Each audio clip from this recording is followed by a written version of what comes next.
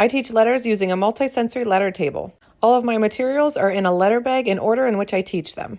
Today I'm going to share with you everything that's in one of my bags. We have a letter poem for every letter. Students are using a dry erase marker to circle all of the C's. This is a Handwriting Without Tears page that they use to trace the C. Lots of letter cards for trays. This is a blending board card, so this will stay out the entire year after we introduce it. And those will be letters that we know.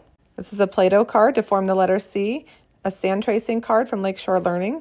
Another letter card to put on a tray. This is used with the Hot Dots interactive pen. This is from Lakeshore Learning and it goes on top of the Lakeshore Learning Magnadoodle. This is the card I use for our pocket chart, Letters We Know. Every time we learn a new letter, it goes in there.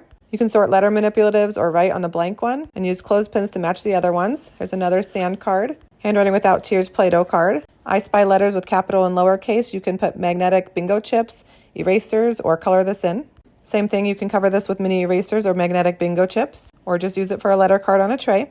This is a Handwriting Without Tears page. You use the actual wooden big curve to fill in the letter. These are our road letters. I have a whole class set because this is what we do for our hands-on activity with a large group. They're going to drive a car over and say, C says K. Our letter coloring pages. These are tactile letter cards. I printed on cardstock and use Elmer's glue and it creates a bumpy tactile surface. These are my word cards that I put on our letter wall when I'm teaching the letter. These words all begin with the sound K. These are my handmade ones that I had before I made that resource. There's a lowercase sand card. This is the capital Orton Gillingham blending board card. This is Trace, Erase, Try. They're going to trace it, erase it, and then try it on their own. This is a letter stamp that they'll stamp into play foam sand on a tray. This is a Handwriting Without Tears tactile card that they trace with their finger.